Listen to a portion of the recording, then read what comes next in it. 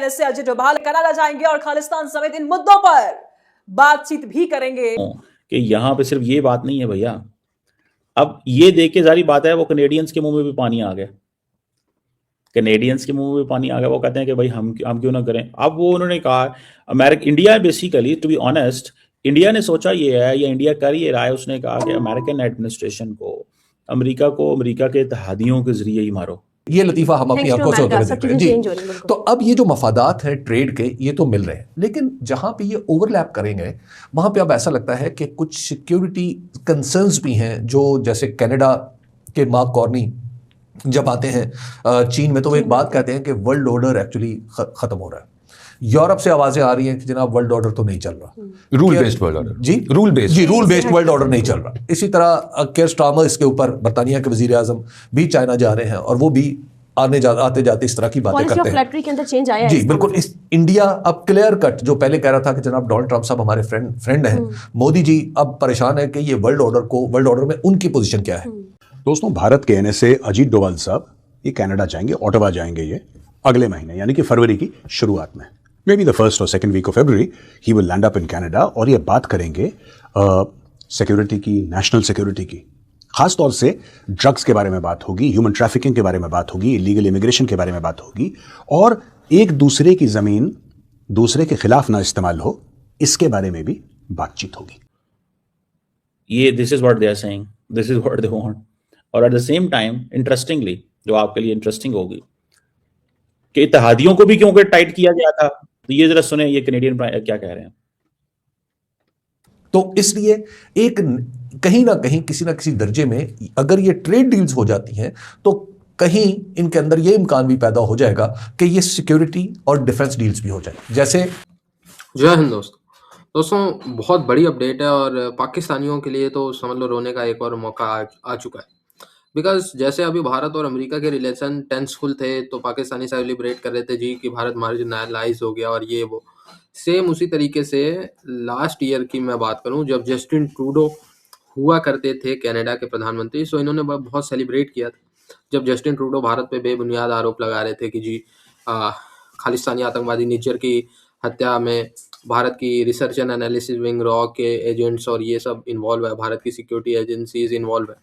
वहीं कनाडा लगातार हरदीप सिंह पन्नू, और पूरा नाम तो इस आतंकवादी का मुझे नहीं पता, पर पन्नू लास्ट में तो कन्फर्म है, इस पन्नू को भी होस्ट करता रहा, अमेरिका भी होस्ट करता रहा, बट खास करके कनाडा जो है पन्नू की ज़्यादा समर्थन करता रहा। और पन्नू जैसे जितने भी खालिस्तानी आतंकवादी हैं उनको जस्टिन ट्रूडो एंड उसकी गवर्नमेंट ने, हालांकि ये अब जो कनाडा के नए प्रधानमंत्री मार्क कार्नी साहब है, ये उतना नहीं करते। सो ऐसे में जो है वो थोड़ा सा भारत और कनाडा के रिश्ते खराब थे। अब बिकॉज कनाडा को अमेरिका टाइट कर रहा है, तो कनाडा भारत की शरण में आ रहा है और भारत से कह रहा है कि जी हम भारत से डील करेंगे, मार्क कार्नी साहब खुद भारत आएंगे। ऐसे में भारत ने कहा भाई आने से पहले, रिश्ते अच्छे करने से पहले हमारे जो एनएसए डोभाल है वो जाएंगे कनाडा, और कनाडा जाके जो चीज़ें हैं वो पहले कनाडा से फाइनलाइज करेंगे, बेसिकली सिक्योरिटी और यही खालिस्तानी। और जो कनाडा में भारत की जो उच्चायुक्त है उसको बहुत परेशान किया गया था भाई, जो भारत की एम्बेसी है कनाडा में, तो वो सारी चीज़ें मामला सेटल करेंगे और सिक्योरिटी के हवाले से एश्योरेंस लेंगे हमारे एनएसए डोभाल साहब। देन अगेन जो है वो कहीं भारत और कनाडा के बीच रिश्ते जबरदस्त होंगे और दोनों देश, जैसे भारत और ईयू ने मिलकर अमेरिका को थप्पड़ जड़ा, तब कनाडा और भारत मिलकर अमेरिका को थप्पड़ जड़ेंगे। ऐसे नहीं हम कनाडा को आने देंगे। वो अब ये कनाडा के एनर्जी मिनिस्टर थे, ठीक है जी, उन्होंने कहा जी कि India just did what the EU mother of all deals. ये सबसे, अब इस चीज को तो देखिए। अच्छा, मैंने एक अभी थोड़ी देर पहले एक मैप देखा, if I can share with you what they have done, कि इसको किस तरह जो है ना वो करना है। You will be like surprise to see. अच्छा, ये अगर आप देखें, let me put it this way, अगर मैं आपके साथ ये शेयर कर सकूं। अच्छा, इसमें क्या चीज है, इसमें the interesting part of the entire story जो है ना वो ये बनता है कि इंडिया ने किस किस मुल्क के साथ डील की है। ये जरा देखें आप, if I can show you this, India ने किस किस मुल्क के साथ डील की है। ये है वो डील्स जहां जहां हुई है। अच्छा, ये India announce 8 free trade announcement since 1921 से 8वीं बड़ी फ्री ट्रेड इन्होंने डील की है, 8वीं बड़ी फ्री ट्रेड, ठीक है जी। और अच्छा, इसको अगर आप देखें, सबसे पहले एक तो आप देखते ये हैं कि जनाब अच्छा जी किस तरफ जाना है, कैसे जाना है, ठीक है। बेसिकली तो वो कह रहे हैं कि जनाब हम 8वां फ्री ट्रेड एग्रीमेंट कर रहे हैं। कैसे कह रहे हैं जनाब? हमने 2026 में mother of all trade deals किया है, ठीक है जी। ये जो mother of all trade deals है ना, मुझे लगता है ये सिर्फ ट्रंप एडमिनिस्ट्रेशन को ना प्रोवोक करने के लिए करते हैं। 2025 में न्यूजीलैंड के साथ किया, ठीक है जी। फिर ओमान के साथ, Muslim country close to Pakistan, Gwadar से एंड दूर देखिए तो गवादर से ओमान नजर आता है। इतना पाकिस्तान और ओमान दूर है, लेकिन पाकिस्तान की ओमान से कोई फ्री ट्रेड डील नहीं है। फिर आप चले जाते हैं सर जी, आप पढ़ें 2024-25 में ही आपने एक और डील की है। फिर ऑस्ट्रेलिया के साथ, फिर यूएई के साथ 2022 में की है, $100 बिलियन पे। वो कह रहे हैं हमने इसको 2032 में 200 पे लेके जाना है। समझ रहे हैं सर? 5 सालों में अब देखें, अब एडवांटेज मोदी को क्या मिलता है? एक तरफ वो करता है, ठीक है ना जी, रौला शौला भी डलता है, दूसरी तरफ ये चीजें भी होती हैं। समझ रहे हैं सर? अब ये जो चीज है ना, ये जो फैक्टर है, इसको जारी बात है, there are people who wants to see this, there are people who wants to understand this.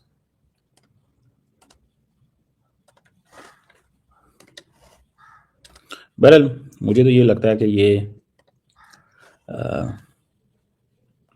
कहीं ना कहीं पे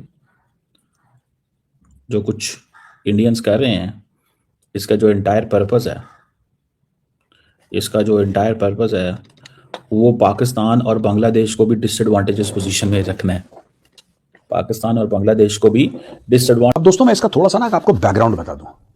यूएस प्रेसिडेंट डोनाल्ड ट्रंप जो हैं 20 जनवरी को वो शपथ लेते हैं, और शपथ लेने के बाद जो उन्होंने वादे करे हैं मेक अमेरिका ग्रेट अगेन, उसके तहत दुनिया भर पे वो टैरिफ डालना शुरू कर देते हैं। वो दुश्मनों पे अपने टैरिफ नहीं डालते, लेकिन दोस्तों पर जरूर डालते हैं। Trump typically is a covered. वो बेचारा डरता है, पुतिन से बहुत डरता है, वो शी जिनपिंग से बहुत डरता है।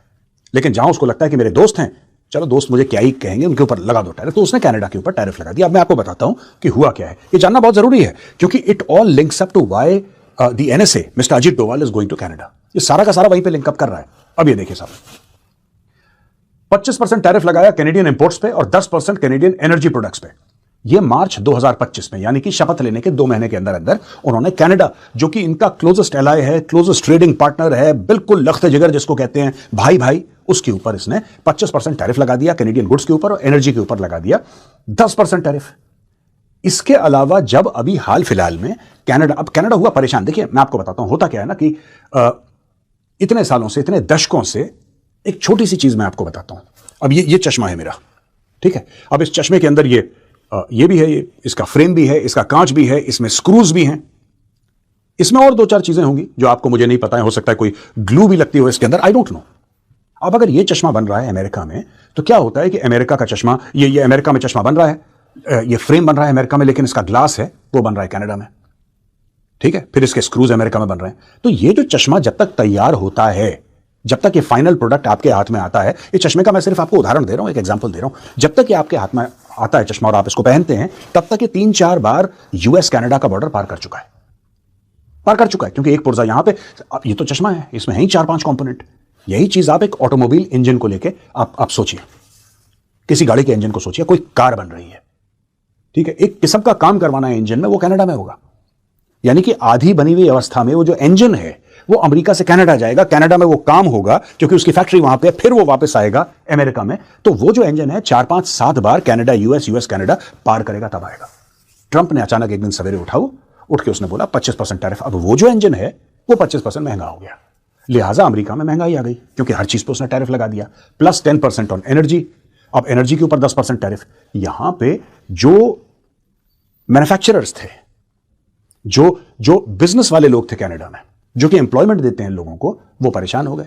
और उन्होंने बात करी फिर अपनी गवर्नमेंट से कि साहब ये कौन सी बात होती है यार, हम लोग तो 70-80% माल जो अपना बना रहे थे वो तो अमेरिका को एक्सपोर्ट करते थे, अब अमेरिका ने उसके ऊपर 25% टैरिफ लगा दिया, यहां पे मुसीबत आ गई हमें, हम क्या करेंगे। एल्यूमिनियम हो, स्टील हो, लंबर हो, यानी कि लकड़ी, और भी कई सारी चीजें जो हैं वो बहुत महंगी होने लगी अमेरिका में, लेकिन उनका मार्केट खत्म होता चला गया क्योंकि कैनेडियंस तो एक्सपोर्ट कर रहे थे। अब कैनेडियंस क्या करें, मार्केट ब्लॉक कर दिया आपने 25% टैरिफ लगा दिया। अब कैनेडियंस जब बहुत परेशान हो गए तो मरता क्या ना करता, वो पहुंचे चाइना के पास, बोला चाइना के साथ ट्रेड डील कर लो। बोला ठीक है, चाइना के साथ ट्रेड डील हो गई। अब चाइना के साथ ट्रेड डील हो गई तो उसके बाद हुआ दोस्तों क्या, मैं आपको बताता हूं। जब चाइना के साथ ट्रेड डील हुई है, अमेरिका